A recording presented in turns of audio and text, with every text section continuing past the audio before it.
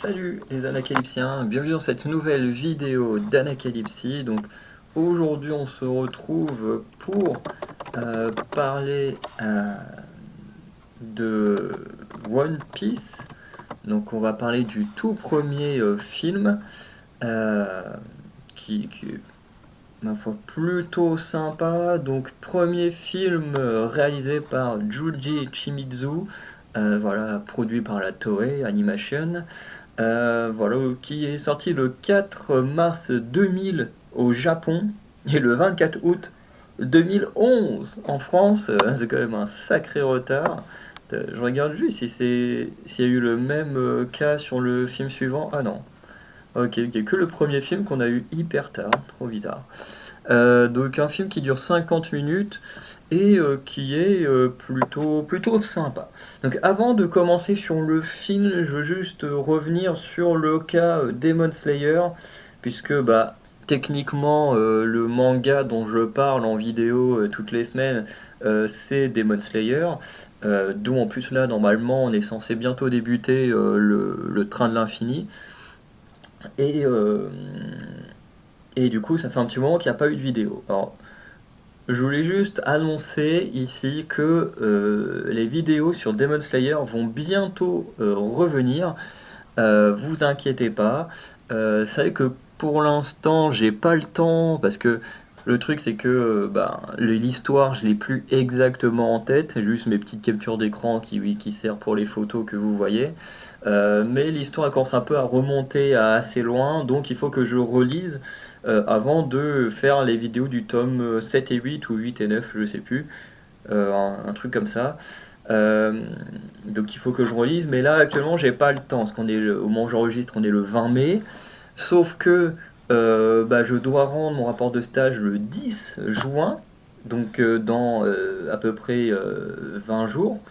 Euh, En sachant que j'ai encore une trentaine d'heures de stage à faire, que avec surtout de la recherche. J'ai enfin pas mon mémoire, parce que mon mémoire finalement j'ai réussi à faire en sorte de le faire l'année prochaine, mais bah, que tout mon travail de stage à faire et mon rapport de stage à écrire aussi pour le 10 juin. Donc voilà, tout ça pour dire euh,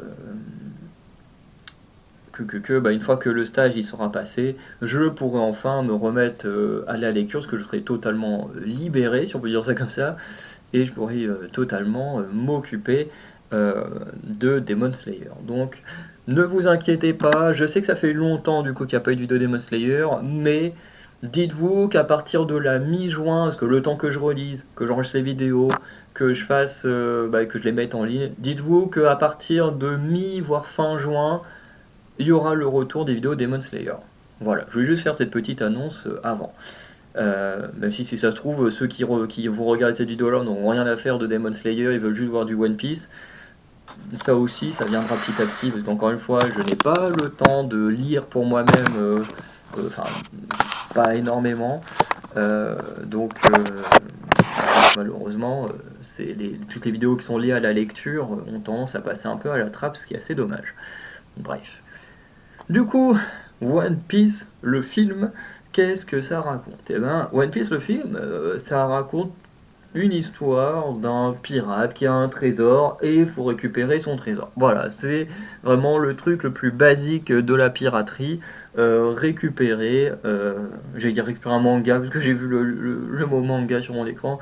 Récupérer le trésor grâce à une sorte de chasse au trésor. Du coup, le film est plutôt sympa. Alors, je pense, hein, et je pense que beaucoup sont d'accord avec moi, que ce film-là n'est pas canon. Euh, quoique, quoique, si, il pourrait. Parce que l'équipage dans ce film-là, ce qui fait que moi j'aime un peu moins que d'autres films, c'est que l'équipage il est juste constitué de Luffy, Zoro, Nami et Usopp, en sachant que mon Mugiwara préféré c'est Sanji. Et c'est vrai que même quand je lis le manga, toute la partie avant que Sanji arrive, alors je dis pas que c'est nul, mais j'ai toujours moins d'investissement qu'à partir du moment où Sanji est arrivé. Et le live action, ça m'a fait exactement la même chose. Je sais que ce Sanji arrive, bah je trouvais ça sympa. Bon, il y a eu des épisodes qui étaient vraiment pas top top, mais dans la globalité c'était sympa. Mais j'étais plus content une fois que Sanji était arrivé. Et en même temps, c'est normal, je pense que chacun qui a son perso préféré aurait les mêmes réactions, quoi. Je sais pas, le mec où son perso préféré c'est Brook, il aura plus de plaisir à lire à partir du moment où Brook sera présent. Bref, vous voyez ce que je veux dire. Euh, donc voilà, et du coup, bah, l'histoire, techniquement, au vu de la formation, se passe entre le moment où l'équipage a quitté l'île de Usopp et le moment où du coup ils vont finir au Baratie. Voilà, en sachant qu'en plus ici il y a une question de cuisinier et tout ça, donc c'est plutôt intéressant pour teaser le Baratie qui vient ensuite, même si techniquement, vu au moment où est sorti le film en France, hein, le Baratie à mon avis était passé depuis longtemps en animé, mais voilà. Du coup, l'histoire, je la trouve sympa, même si pour les Mugiwara, bah, c'est pas genre incroyable, incroyable. Ce que je veux dire, c'est que Usopp, euh, bon, il va avoir des petits moments marrants. Usopp, il va se retrouver dans une situation où un peu tout seul, où il doit mentir pour survivre et tout. Donc ça, c'est plutôt marrant, notamment le moment où il dit, oui, moi, depuis ma naissance, je n'ai jamais dit un mensonge, alors que le mec il passe son temps à dire des mensonges. Puis quand il dit oui, est-ce que vous croyez qu'avec ma tête, j'ai une tête à dire des mensonges, alors que le mec il a un long pif comme Pinocchio. D'ailleurs, même Pinocchio a pas un nez aussi long. Et du coup, c'est assez marrant. Il y a juste un moment qui m'a un peu cringe.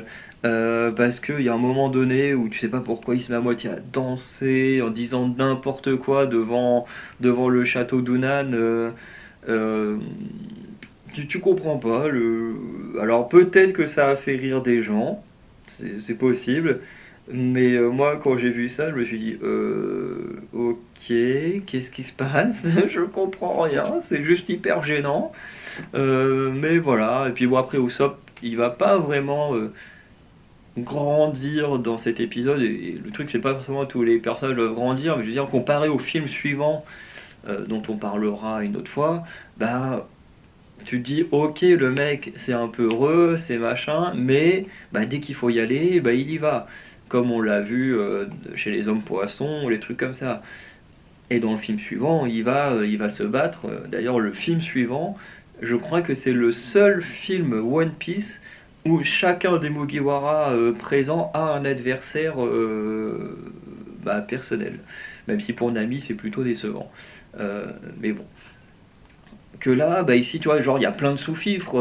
Usopp, il pourrait protéger les autres en envoyant quelques billes explosifs ou je ne sais quoi sur les sous-fifres, hein, qui en plus ont l'air plutôt nuls. Mais, euh, mais non, tu comprends pas. Il fait rien, c'est un peu dommage. J'aime bien toute la partie où il est avec Eldorago plutôt, et qui raconte plein de mensonges à droite à gauche pour essayer de survivre et tout. Bon, ces passages-là, j'ai bien aimé. Après, le reste, tout ça, je trouve que bah, c'est pas ouf.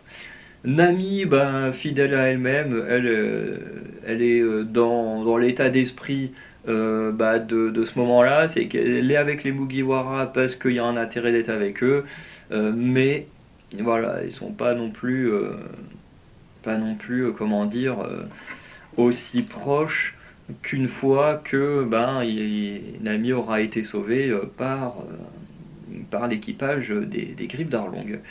D'ailleurs, ce qui est très bizarre, c'est que Luffy, il parle déjà de Grand Line dans ce film, maintenant que j'y pense, alors que je suis pas sûr que Grand Line ce soit sa destination dès ce moment-là.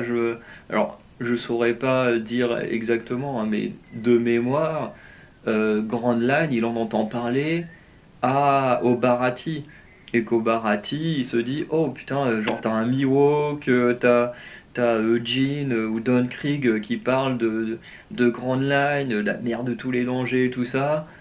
Et du coup, ça me paraît assez étrange que ben, si on est réellement... De toute façon, on peut pas être placé après le Baratie, parce que sinon Sonji il serait là. Donc on est forcément avant.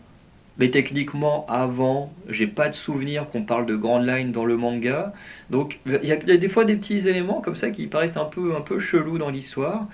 Mais bon, c'est pas très grave, hein. Si c'est pas canon, tu dis on s'en fout. Mais après, si ça l'est, ben, c'est un peu plus problématique. Mais bon, moi je pense que ça ne l'est pas. En tout cas, bon, Nami, comme je disais, elle est dans son caractère de cette période-là, hein, voilà.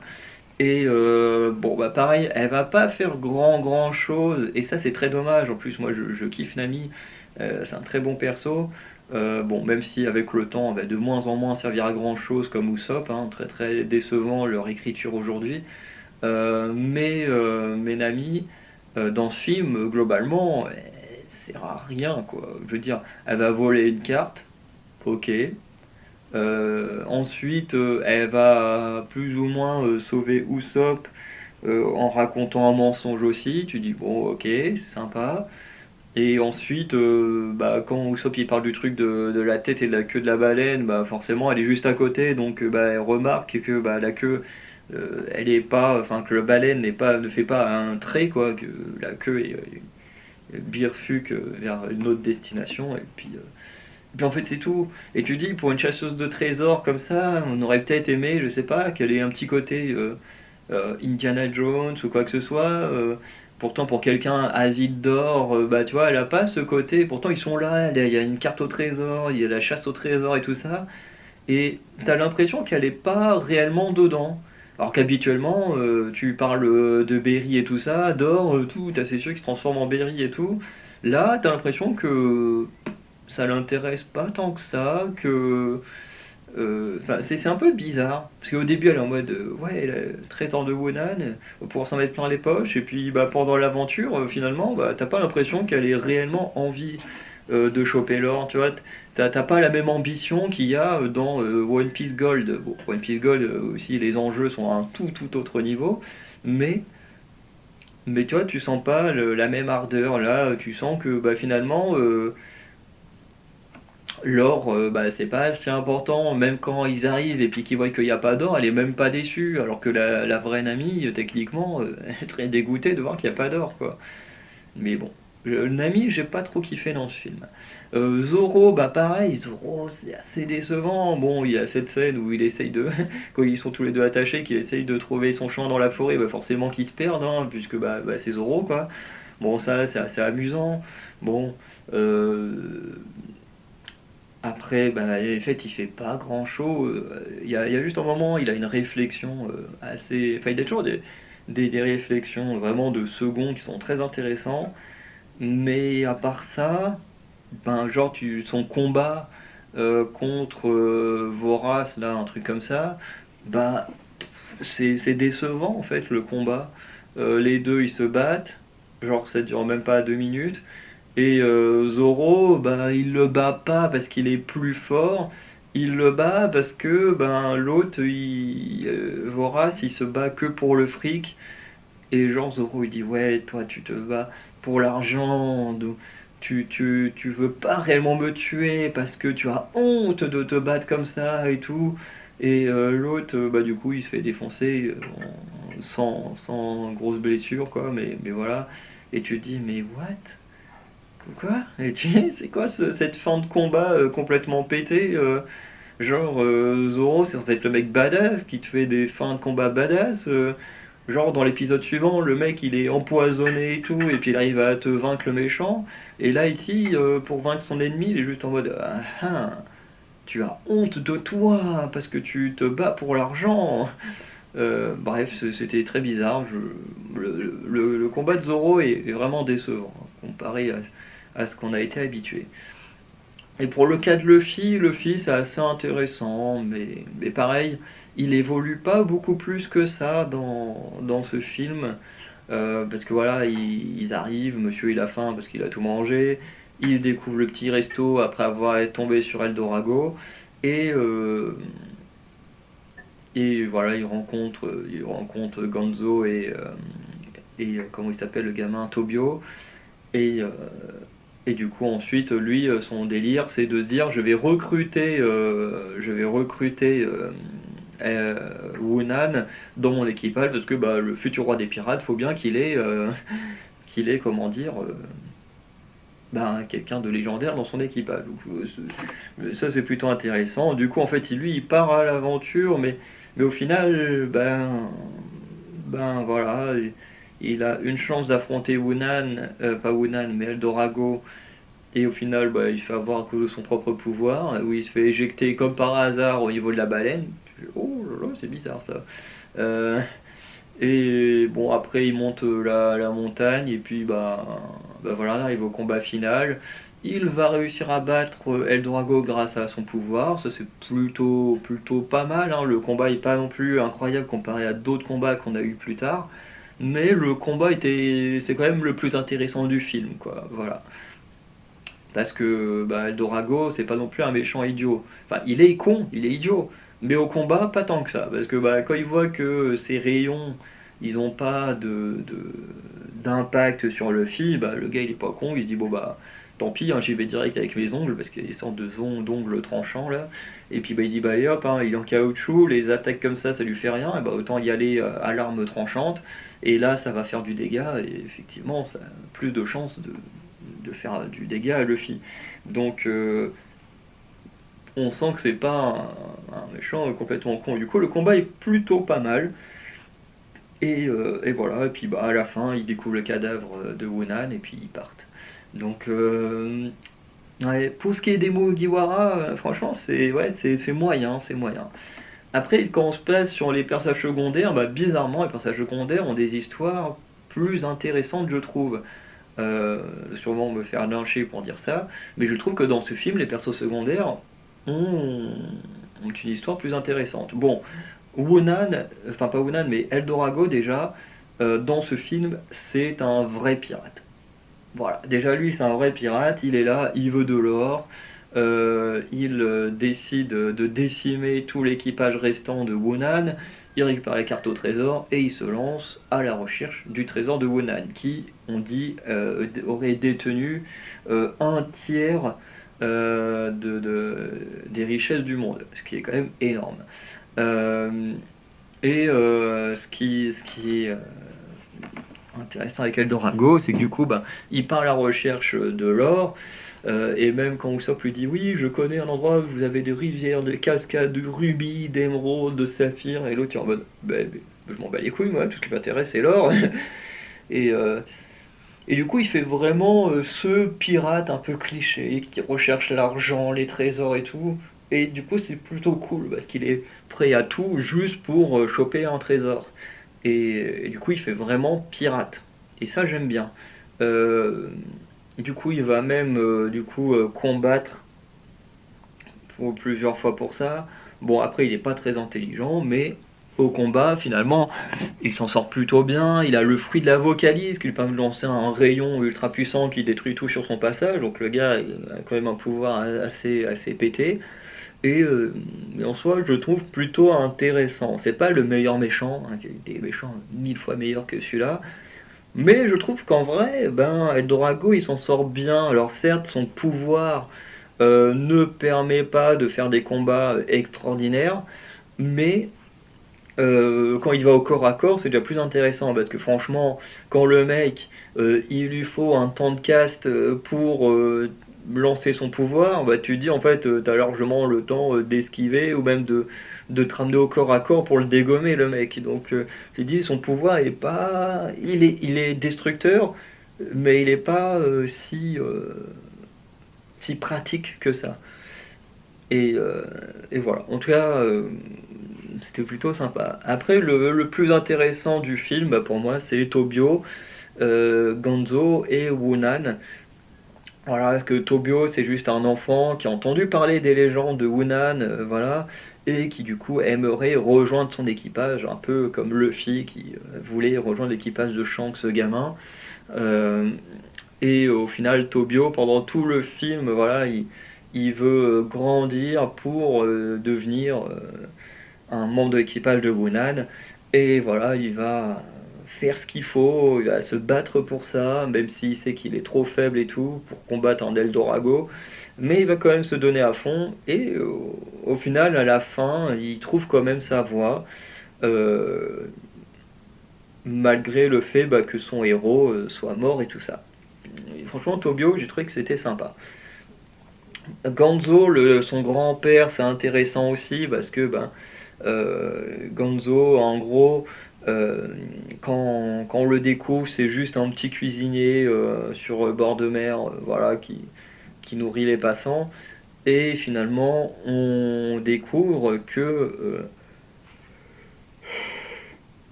oh, pardon. Et finalement, dans un petit flashback, quand il tombe sur lui dans la montagne, on découvre finalement qu'en fait c'est un ami d'enfance du célèbre Wunan, et que après une dispute, parce que Gonzo, pour lui l'important c'est la nourriture, d'ailleurs son fameux pot-au-feu c'est le père de Wunan qui l'a enseigné à Gonzo, et le truc c'est que Gonzo lui il est vraiment attiré par l'or, enfin plutôt Wunan, il a vraiment un peu ce caractéristique du pirate, hein, de la recherche de l'or. Et du coup, les deux vont être en désaccord, ils vont se battre, et Gonzo va tomber dans le vide, enfin dans la mer, pour protéger Wunan, et le truc c'est qu'il va être repêché, il se retrouvera à moitié dans un coma ou un truc comme ça, mais quand il se réveillera, Wunan était déjà parti en mer. Et au final, ce qui est très triste, c'est que quand Gonzo il retrouve son ami d'enfance, ce dernier est mort en fait, il s'est laissé mourir, et en laissant un long message, notamment pour Gonzo. Et en vrai, c'est un passage vraiment touchant. La découverte du cadavre de Wunan. Et quand on prend le côté Wunan, pareil, c'est hyper touchant parce que dans son message, il le dit, voilà, il a été un pirate très important, il a récupéré un tiers des richesses du monde, et pourtant, eh ben, malgré le fait qu'il ait tout cet or autour de lui que tout le monde recherche, eh ben, il a jamais réussi à être. Alors, je sais pas s'il n'était pas heureux, mais je veux dire, ça n'a jamais eu. Il n'a jamais retrouvé la chaleur qu'il y avait en son ami d'enfance, en Gonzo, qu'il aurait aimé revoir, mais que finalement, il ne reverra jamais parce que, voilà, Wunan va mourir avant que son ami le retrouve. Et, euh, et voilà, du coup, l'or, Wunan, un peu peut-être par prise de conscience que finalement son ami d'enfance avait raison, que l'or n'est pas la chose la plus importante, finalement il va restituer tout l'or qu'il avait amassé euh, avant de se laisser mourir. Et du coup, son histoire elle est plutôt intéressante. Parce que enfant, il se disait ouais, l'or c'est trop bien, je veux ramasser l'or et tout, deviendra un célèbre pirate, pour au final se rendre compte que c'est pas l'or comme on a. De toute façon, c'est une question qui existe vraiment dans notre monde, hein, c'est l'argent fait-il le bonheur? Dans le cas de Wunan, non, l'argent n'a pas fait le bonheur pour lui, hein. Voilà, il avait beau être puissant, avoir beaucoup d'argent, et finalement, ce qui lui manquait, c'était la présence de son ami, quoi, qui du coup, selon lui, avait raison que c'est pas l'argent qui était le plus important. Et du coup, ce film est plutôt cool parce que bon, on va conclure dessus. Le film est plutôt cool. Je ne trouve pas que ce soit le meilleur One Piece, hein. Honnêtement, on a des films qui sont bien mieux comme One Piece Z, One Piece Gold ou encore One Piece Stampede, Baron Matsuri qui font partie des meilleurs pour moi. Mais après, il y a des films qui sont tellement mauvais, il y a des films qui sont tellement mauvais que au final celui-ci il paraît bien. Enfin, honnêtement, il est bien. Je trouve qu'il va dans la moyenne. Franchement, il n'est pas dans les pires films, je trouve, mais il n'est pas dans les meilleurs non plus. Voilà, sur les 14 films, non 15 films qui existent avec Red, sur les 15 films, si on compte pas les épisodes spéciaux, si on compte les épisodes spéciaux, ah ouais, je crois, hein. En comptant les épisodes spéciaux, ouais, sur les 15 films que j'ai là, je trouve qu'on est ouais, à peu près dans la moyenne. Parce qu'il y en a que j'ai vraiment détesté, vous verrez au moment où on y arrivera, mais il y en a que j'ai vraiment détesté, il y en a d'autres que j'ai adoré, et d'autres où je suis un peu osef. Je me dis, bon, c'est sympa, je passe un bon moment, mais en même temps, c'était pas non plus excellent. D'ailleurs, je voulais juste, avant de conclure, trouver que dire sur l'animation, que je la trouve pas mal. Après, c'est une animation hein, des années 2000, mais je la trouve bien mieux que l'animation qu'on a aujourd'hui. L'animation qu'on a aujourd'hui dans One Piece, je la trouve dégueulasse. Alors je vais peut-être me faire taper sur les doigts pour dire ça, mais je trouve que l'animation dans One Piece, elle est dégueu. Vraiment, c'est dégueu. T'as plein d'effets pyrotechniques dans tous les sens qui ne font aucun sens. Parce que dans le manga, tu n'as pas tous ces trucs pyrotechniques. Genre, je sais pas, quand Zoro il met un coup de sabre, bah t'as peut-être une onde qui part, mais t'as pas des sortes de trucs qui va dans tous les sens autour. C'est moche, ça n'a aucun sens. Je déteste vraiment l'animation d'aujourd'hui. En fait, ça veut tellement faire des tonnes que ça devient dégueulasse. Genre, dès que les persos ils bougent, là, des fois t'as un fond de couleur derrière, c'est moche. C'est ni fait ni à faire, hein. Et je sais pas comment les gens ils peuvent s'exciter sur des trucs comme ça, parce que moi je trouve ça juste dégueu, hein. Tu lis le manga, c'est épuré. Bon, certes, les dessins d'Oda, les plus récents, sont pas aussi qualitatifs qu'avant, mais quand même, son animation, elle est quand même. Enfin, ses dessins sont quand même pas mal. C'est bien épuré, c'est cool et tout. Mais l'animation d'aujourd'hui, c'est une catastrophe, hein. Il te met des effets de partout. Mais que ce soit le combat, enfin les débuts du Gear 5, il y a des moments où je comprenais rien de ce qui se passait tellement l'animation était mauvaise. Et pas que là, hein. One Piece Red, sans parler du Gear 5, mais One Piece Red, genre le combat final, t'as des moments pareils, on comprend rien avec les effets qu'ils veulent mettre. On comprend que dalle, c'est moche, c'est. Oh là là, je comprends pas les gens qui kiffent l'animation d'aujourd'hui. Franchement, je la trouve horrible, hein. À tellement vouloir en faire des tonnes, je trouve que l'animation en perd son charme. Là où tu vois un Baron Matsuri où l'animation effectivement est pas des plus jolies non plus, mais c'est toujours beaucoup mieux travaillé et moins pyrotechnique et tout que ce qu'on a aujourd'hui. Après c'est un avis très personnel. Voilà, ceux qui aiment l'animation d'aujourd'hui, bah, c'est très bien. Si vous, ça vous fait kiffer de regarder l'animation comme ça, bah, c'est bien. Mais moi, honnêtement, j'y arrive pas. Ça m'horripile. Je trouve ça moche. Ça me donne mal aux yeux. C'est horrible. Bref, je trouve qu'après Stampede, on est passé sur une animation qui me plaît pas trop. Qui pourtant, sur des scènes où il n'y a pas d'action, je trouve ça beau. Faut quand même l'avouer, hein. Sur les scènes où il n'y a pas d'action, je trouve ça beau. Par contre, dès qu'il y a de l'action, c'est horrible à regarder. Mais bon, on n'est pas là pour débattre de ça. Tout ce qu'on peut dire, c'est que bah, One Piece, le film, c'est un film qui est plutôt bon. Même si bah, je trouve que bah, les persos les plus travaillés sont les personnages secondaires, ce qui est assez dommage. Parce que bon, je trouve que l'histoire les plus cool, bah, c'est bien ceux des persos secondaires que des héros qui n'avancent pas tant que ça. Mais bon, en tout cas, n'hésitez pas à me dire vous en commentaire ce que vous pensez de ce One Piece, le film. Si vous l'avez vu, si vous l'avez pas vu, bah, essayez de le voir parce que c'est plutôt sympa si ça vous dit. Et sinon, bah, on se dit à très bientôt pour de nouvelles vidéos, avec notamment, vers la mi ou fin juin, le retour de Demon Slayer. Allez, ciao tout le monde.